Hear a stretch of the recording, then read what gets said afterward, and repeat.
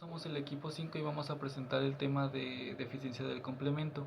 Como sabemos, el complemento son una serie de proteínas las cuales forman parte del mecanismo de defensa innato. Eso quiere decir que están con nosotros desde el nacimiento. Además de que estas son sintetizadas por el hígado y tienen una acción enzimática proteolítica, es decir, que tienen la capacidad de actuar como enzimas y degradar proteínas. Tienen una nomenclatura para cuando están inactivos y para cuando se activan. Cuando están inactivos solamente tendrán una letra más un número, mientras que cuando se activan van a tener cada fragmento va a tener una letra a la derecha. Tienen tres vías de activación. La primera vía es la clásica, la cual se activa por opsonización, ya sea de inmunoglobulina G o M, y es la única que contiene las 9 proteínas. Después está la alterna, la cual se activa a partir de que los fragmentos B identifican microorganismos, en el microorganismo identifican carbohidratos y lípidos y atraen a la inmunoglobulina A. Esta va a activar a la properdina y a su vez esta va a activar a C3. La última, que es la vía de lectina-mannose, esta es exclusiva para los gram negativos y es producida a partir de que los macrófagos liberan sustancias quimiotáxicas que envían al hígado. Cuando ya la envían, el hígado va a producir unas sustancias llamadas lectinas y estas van a identificar a la manosa que está en la pared de las gram negativas. Cuando la identificaron, se va a activar la MALB, después se van a activar MASP1 y 2 y por último se va a activar C4. Algo a mencionar es que la C3 es mencionada en las tres vías y puesto que la degradación de ella y la posterior activación de las siguientes se forma el complejo de ataque a membrana, es decir, el complejo que se va a encargar de la lisis de la pared. En el complemento puede haber algunos defectos o algunas deficiencias, como es el caso de las alteraciones autosómicas recesivas. Esto a lo que se refiere es que pues algún tipo de rasgo o de característica que por lo general es un trastorno o alguna enfermedad fue heredado gracias a que había una presencia de dos genes que son copia de un gen anormal. No todas funcionan así, ya que hay algunas excepciones, como es el caso de la properdina, que está ligado al cromosoma X, el inhibidor de C1, que puede ser dominante o puede ser adquirido, y MLB, que puede ser únicamente dominante. Con lo que me refiero al término dominante es que hay un gen anormal de uno de los padres nada más. Además de que, como sabemos, cada proteína se divide en subunidades y estas subunidades cada una está codificada por genes. Por ejemplo, C1 tiene tres subunidades, C1Q, C1R y C1S, y estos están codificados por genes específicos. Otro ejemplo sería C8A gamma y C8 beta, los cuales están codificados también por genes y van a dar origen a C8. Aquí hay dos tipos de individuos. El primero es el individuo heterocigótico. Este tiene la característica de que heredó de dos formas diferentes un gen de cada padre. Además de que este tiene la mitad de las proteínas normales que debería tener. Y también esto es causado gracias a que el alelo de un gen, que son como los extremos, está defectuoso. Son muy difíciles de diferenciar de los individuos normales, puesto que los normales tienen unas concentraciones altas de plasma en su sangre, de proteínas en su plasma. Además de que pues los individuos heterocigóticos tienen fenotipos normales. Por otro lado están los individuos homocigóticos, los cuales tienen también alguna deficiencia o les falta algún componente de la vía clásica, del fragmento terminal o de la vía alterna. Y lo que ocurre aquí es que cuando se está llevando a cabo la acción lítica del complemento, es decir, la capacidad de poder causar la lisis, se interrumpe el punto en donde participa el componente que falta. Para esto hay algunas pruebas que se hacen, que en este caso, por ejemplo, serían la titulación del complemento, la cual hay dos tipos.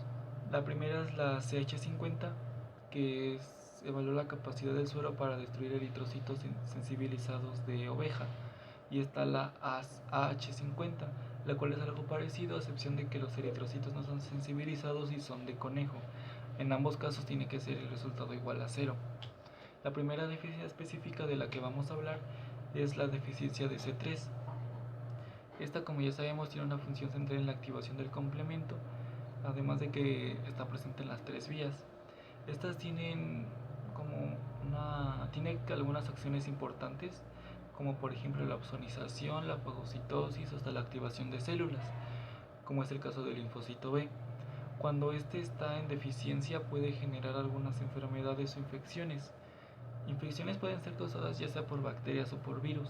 Por ejemplo está la meningitis, la cual es con infección en las meninges, que es como una membrana que recubre el cerebro y a la médula espinal. La neumonía, que es la inflamación de los alvéolos, y estos también se van a llenar de líquido. Y la influenza, que es causada por un virus que afecta las vías respiratorias superiores. También puede causar algunas enfermedades inmunitarias, como es el caso de la glomerulonefritis membranoproliferativa. Esta es causada a partir de una respuesta inmune anormal y se produce a partir de que los anticuerpos comienzan como que a acumularse en el riñón, especialmente en una área llamada membrana basal. Esta membrana lo que hace es actuar como un filtro para líquidos y para desechos que no se necesitan, y como está siendo dañada por la acumulación de anticuerpos, no puede producir una orina normal. Lo que ocurre aquí es que el riñón comienza a liberar cierta cantidad de proteína y sangre en la orina, y si el nivel de proteína sube demasiado, los líquidos pueden salirse de los vasos sanguíneos y causar edemas. Por último, también está el lupus eritematoso sistemático, el cual lo que hace es que el sistema inmunitario empieza a atacar a los tejidos sanos, como por ejemplo está el cerebro, las articulaciones, órganos, incluso la piel. En la piel se puede observar como una especie de irritación y inflamación. La siguiente va a ser la vía clásica, que como sabemos se activa por opsonización, ya sea de monoglobulina G o M, pero también se puede activar por partículas blancas que van a estar presentes en bacterias o virus. También se puede llegar a ver, también cuando esta está en deficiencia, hay un incremento en el riesgo de infecciones, además de que se muestran infecciones autoinmunes. La siguiente es la C1Q, la cual pues también se pueden desarrollar algunos padecimientos parecidos a los de C3, como es el lupus eritematoso, la glomerulonefritis, o incluso las enfermedades por bacterias o por virus, como la meningitis, la neumonía o la influenza.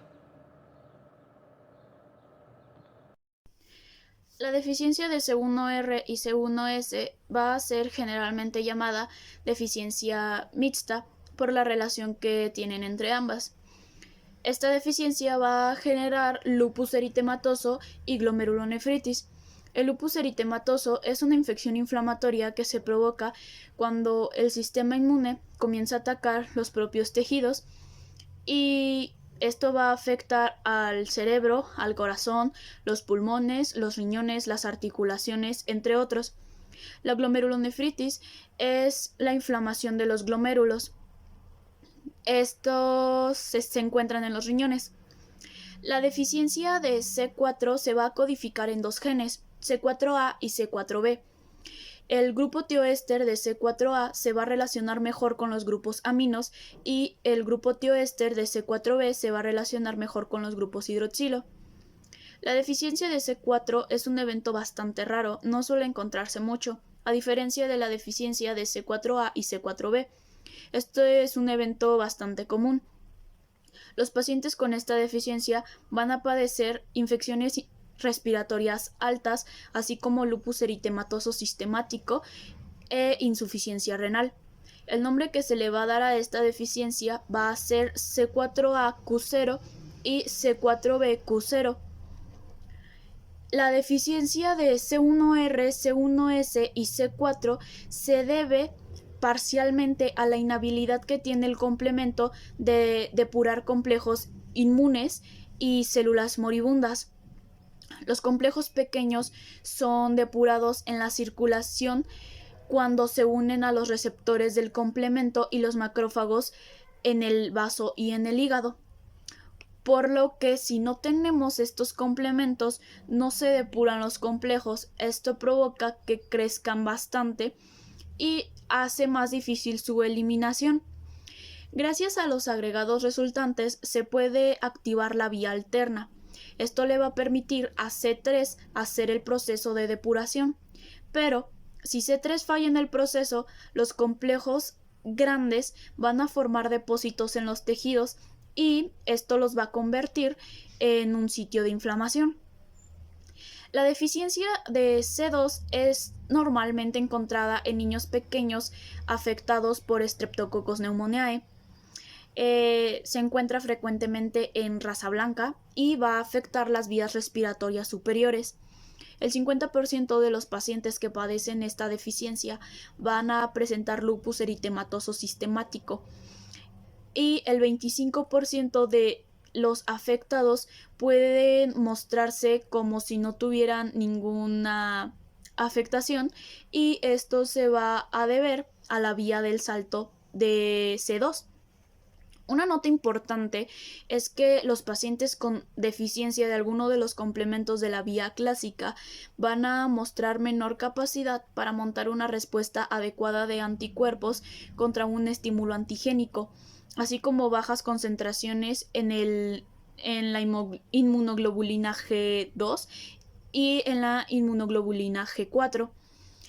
También van a ser más susceptibles a infecciones causadas por bacterias encapsuladas. Ahora pasaremos a la vía alterna. La vía alterna es de gran relevancia para la defensa del huésped ante la presencia de microorganismos. De aquí se va a derivar la deficiencia del factor B. Esta se encarga de unirse a C3B y el sitio enzimático es localizado en BB. Este funciona con la convertasa para separar a C3 y asimismo separar a C5. Un dato sobre la deficiencia del factor B es que solamente se ha encontrado un solo caso y su primera manifestación fue sepsis causada por Neisseria meningitidis. El siguiente tema del que se hablará es la deficiencia del factor D. Pero para tener un mejor entendimiento sobre el tema, será mejor regresar al pasado. El iniciador de la vía alterna es el C3. Este sufre una hidrólisis. Se fragmenta en C3b y en C3a. El C3a es la anafilotoxina. El C3b se une al antígeno. Una vez que estos ya están unidos, el factor B puede unirse al C3b dando un complejo de C3bb. Teniendo este complejo, el factor D actúa sobre el factor B, clivándolo y formando fragmentos BB y BBA. El BBA será el fragmento más pequeño y el BB será el fragmento más grande y se quedará teniendo un complejo de C3b-BB. Esta deficiencia es muy poco común. Las personas que padecen de esta deficiencia sufren de infecciones recurrentes causadas por especies neissericas con compromiso pulmonar, meningeo y sanguíneo. La deficiencia de properdina. La properdina interactúa con el complejo C3-BBB y con esto estabiliza la convertasa C3 y C5. Esto es importante porque la vida promedio de las convertasas de la vía alternativa es aproximadamente 90 segundos, pero con la properdina ese tiempo se alarga de 5 a 10 veces. Y este hecho es importante para la amplificación del complemento. La deficiencia de la properdina es muy singular, ya que se hereda de manera ligada al cromosoma. Las personas con esta deficiencia de properdina tienden a tener una mayor susceptibilidad aumentada a las infecciones por neiserias, principalmente aquellas que provocan enfermedades meningocócicas como Neisseria meningitidis. También se puede identificar infecciones sanguíneas y respiratorias superiores. En estos pacientes, las infecciones no suelen ser recurrentes debido a una vía clásica eficiente. Las enfermedades inmunitarias complejas No son un rasgo general de las deficiencias de la vía alterna del complemento, aunque en algunos pacientes con deficiencia de properdina se ha documentado la presencia de lupus eritematoso discoide. Vía de la lectina de unión a mananos. Esta vía es independiente de la presencia de anticuerpos. Lo que requiere son superficies que tengan carbohidratos que son reconocidos por una molécula que tiene 6 cabezas globulares y que tiene una estructura que nos recuerda mucho al C1. Esta molécula es sintetizada en el hígado y se denomina lectina de unión amanosa por sus siglas en inglés. Lo que reconocen las cabezas hidrofólicas son complejos polisacáridos constituidos principalmente por manosa. También puede ser glucosa, N-acetilglucosamina o N-acetilmanosamina, y esto puede ser la superficie de una bacteria. Y la vía tiene también serina proteasas equivalentes como a C1 que tienen C1S, C1R. En este caso tienen unas moléculas equivalentes que se denominan MAPS por sus siglas en inglés, que quiere decir serina proteasa asociada a MBL. Estas MAPS se han descrito que hay 3 tipos, 1, 2 y 3. La que se ha demostrado que tiene actividad de serina proteasa es MAPS1 y MAPS2. Una vez que se reconocen los carbohidratos, las enzimas se activan y tienen como sustratos a C4 y a C2. Cada uno se hidroliza en 2 fragmentos cuando se ensamblan C4b y C2a. Eso es muy parecido a la C3 convertasa, la cual tiene como sustrato a C3b y sigue la vía ya descrita como si se tratara de la vía clásica. Esta proteína se presenta en concentraciones muy bajas en el plasma de 1.5 microgramos por mililitro. Tiene una gran importancia en la niñez, especialmente cuando se tiene de 6 a 18 meses, cuando se cede una protección conferida por los anticuerpos maternos. Se estima que hasta un 5% de la población general posee un defecto genético que traduce en niveles sustancialmente reducidos de MBL en plasma, por lo que esta deficiencia es heredada bajo un patrón autosómico recesivo, lo que quiere decir que los dos padres son deficientes de MBL o son heterocigóticos portadores. En cuanto a las manifestaciones clínicas, cursan con infecciones recurrentes y o graves, principalmente infecciones de vías respiratorias superiores, abscesos, sepsis y meningitis. La MBL es importante para la defensa del huésped contra tuberculosis y transferencia placentaria por virus de inmunofluorescencia adquirida, por lo que incrementa el riesgo de estas patologías. De igual manera, son más propensas a desarrollar enfermedades autoinmunes como lupus eritematoso sistemático y a un mayor riesgo de abortos recurrentes. El siguiente tema del que se va a hablar es la deficiencia de los componentes terminales. Los componentes del complemento de acción final, que va desde C5 a C9, forman un complejo que se inserta en la membrana celular con el propósito de ocasionar alteraciones fisiológicas en células nucleadas o la lisis de algunas bacterias, virus y eritrocitos anormales.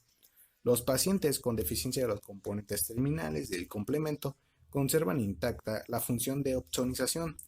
También es posible que estos sujetos con deficiencia del complemento desarrollen anticuerpos específicos contra microorganismos ofreciendo protección parcial.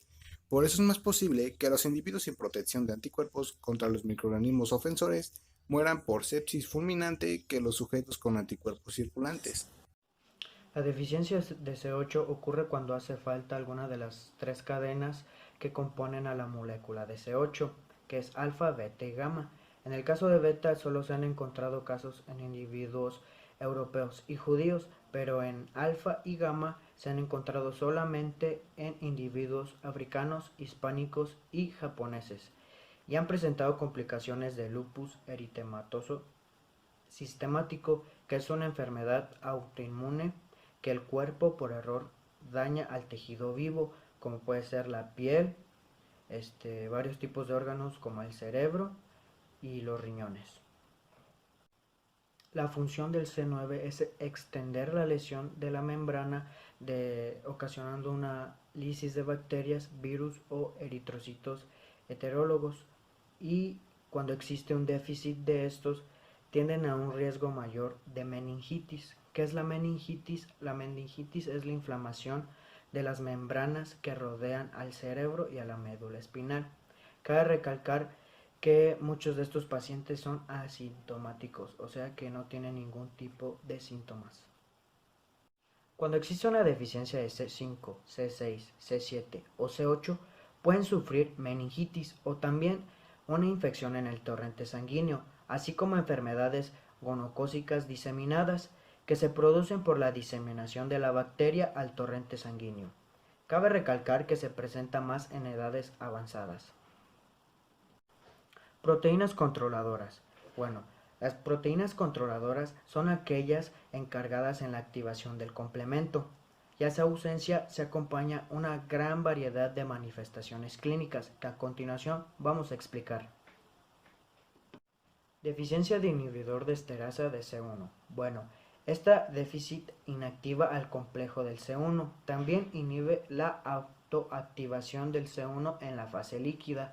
Esto significa que ya no va a existir una relación entre antígeno y anticuerpo.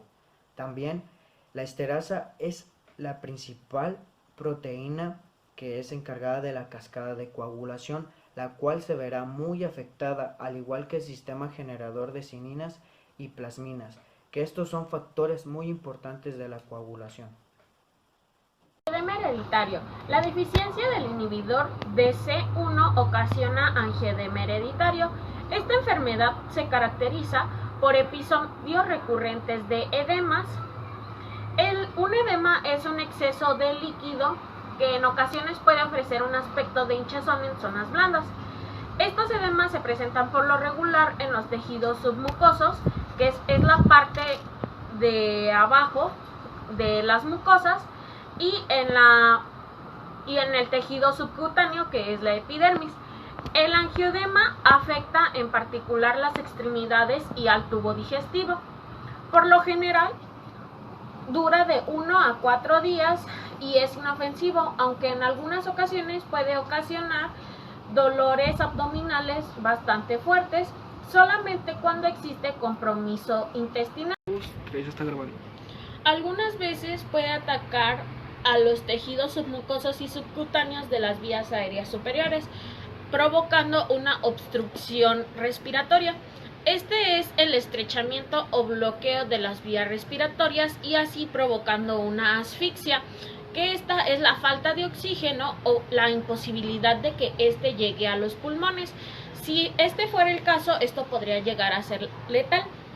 Estos ataques no es muy común que se presenten en la pubertad o en la adolescencia. Por lo general se presenta en niños menores. El inhibidor de C1 es única en cuanto se hereda de modo autosómico dominante. ¿Qué quiere decir esto? Que se hereda de padres a hijos. Se muestra una producción defectuosa del inhibidor de C1 codificado por uno de los genes del cromosoma 11. Aproximadamente un 85% de los pacientes que contiene el gen productor y presenta solo una tercera parte de la mitad de los niveles plasmáticos normales de inhibidor de C1. El otro 15% de los pacientes posee una mutación genética en uno de los genes codificadores del inhibidor de C1. Diagnóstico. Este se realiza mediante demostraciones de valores antigénicos o funcionales. Los pacientes suelen tener índices de inhibidor de esterasa de C1 bajos, bajo nivel de C4 y C2 y niveles normales de C3. Forma adquirida. En la deficiencia de inhibidor de C1 adquirida existen dos tipos. El primero, generalmente relacionado con los trastornos linfoproliferativos. Estos son trastornos o síndromes que afectan a las células linfoides y que tienen tendencia a invadir órganos linfoides. También son relacionados con tumores malignos. Esto puede aparecer en el curso de una enfermedad autoinmune, como lupus eritematoso sistemático. Esta es una enfermedad inflamatoria ocasionada cuando el sistema inmune empieza a atacar a sus propios tejidos. El segundo tipo en este existe una formación de un autoanticuerpo monoclonal dirigido contra el inhibidor de C1 y este a su vez bloquea su función. Proteína de unión AC4, deficiencia. Se han detectado muy pocos casos de esta deficiencia. Esta proteína actúa como factor en la división de C4b mediada por el factor I. Esta acción controla la activación de la vía clásica. Los pacientes con esta deficiencia suelen padecer síndrome parecido al síndrome de Behçet. El síndrome de Behçet es un trastorno que es muy poco frecuente que provoca la inflamación de los vasos sanguíneos, así como también estos pacientes pueden presentar angioedema. Deficiencia de factor I. Esta es una enzima que separa e inactiva a las moléculas de C3b y C4b en combinación con el factor H y la proteína de unión a C4. Es fundamental para la vía alterna, para su activación. La deficiencia de él lleva a una deficiencia secundaria de C3, ya que favorece a la activación descontrolada de C3 y así provocando su agotamiento. Estos pacientes, por lo regular, tienen recurrentes infecciones graves por bacterias encapsuladas como Streptococcus pneumoniae y Neisseria meningitis. Estas se presentan en las vías aéreas superiores, en las meninges y en la sangre. También muestran incidencia superior a la normal de enfermedades autoinmunes como glomerulonefritis, que es la inflamación de los pequeños filtros de los riñones, que se llaman glomérulos. Deficiencia de factor H. Es un cofactor para la separación de C3b y es mediada por el factor I. La deficiencia de él lleva a una deficiencia secundaria de C3 de igual manera, por la misma razón, ya que favorece a la activación de C3 y esta se ocasiona de una manera descontrolada y así produce su agotamiento. Los pacientes experimentan infecciones recurrentes causadas por Neisseria meningitis. También desarrollan enfermedades autoinmunes complejas como glomerulonefritis membranoproliferativa. Esta es una forma de glomerulonefritis que es donde los depósitos de anticuerpos se acumulan en una parte de los riñones llamadas glomérulos y la membrana basal glomeral. Esta membrana ayuda a filtrar la sangre y los desechos y líquidos que se encuentran en ella.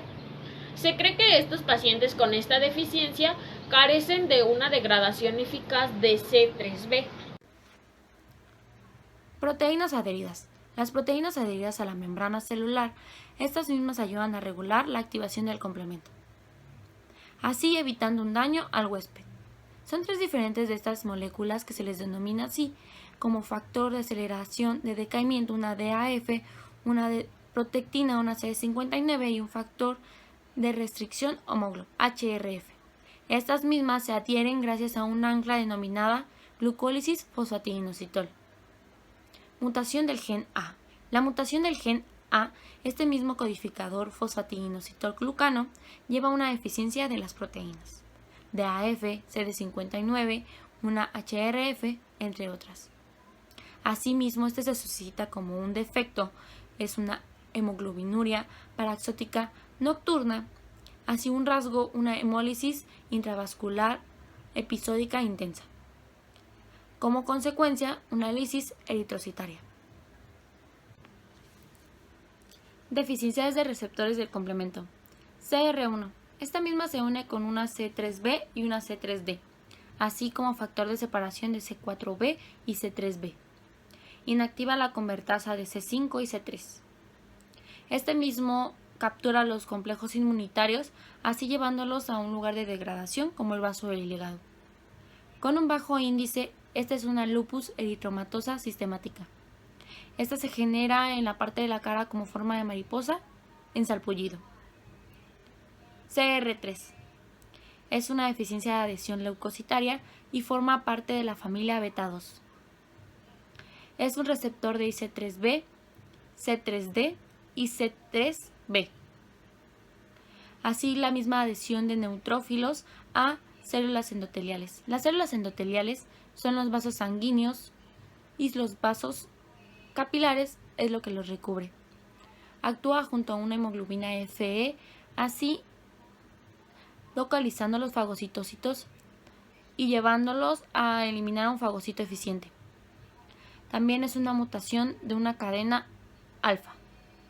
Esto mismo afecta a los niños menores y también tiene un daño grave a la defensa del huésped. Sus infecciones piógenas es un Pseudomonas aeruginosa y un Staphylococcus aureus. Este tiene cicatrización prolongada, tiene infecciones cutáneas leves y cuenta con una cuenta de leucocitos elevada. Enfermedades. Los pacientes con deficiencias del complemento muestran una prevalencia inesperadamente alta de enfermedad autoinmunitaria como lupus eritematoso sistémico y glomerulonefritis, ya que una vez formados los complejos de antígeno-anticuerpo, el complemento se activa a través de la vía clásica, lo cual produce el fragmento de C3.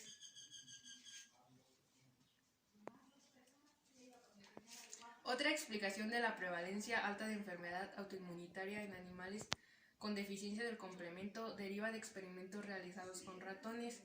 Se propuso recientemente que la autoinmunidad en pacientes con deficiencia de C1 puede ser una consecuencia de una incapacidad para depurar células. Se demostró que C1 se une a través de las células y así se activa la vía clásica. El tratamiento. Los pacientes con angioedema hereditario generalmente responden mal a fármacos como adrenalina, ya que estos agentes causan un incremento de la concentración del plasma del inhibidor C1, pues eso hará que se eleve el C2 y el C4 hacia su rango normal, ya que los andrógenos disminuyen notablemente la frecuencia y gravedad. Como conclusión, pues las deficiencias del complemento son tipos de inmunodeficiencias primarias, se definen como trastornos hereditarios del sistema inmunológico, que conducen a la ausencia total del nivel o función de la proteína. Podemos encontrar deficiencias en la vía de activación del complemento clásica alterna, lectinas o proteínas reguladoras, también deficiencia de C1, C1RS, C2, C3 y C4, las cuales se asocian a enfermedades como lupus e infecciones por microorganismos.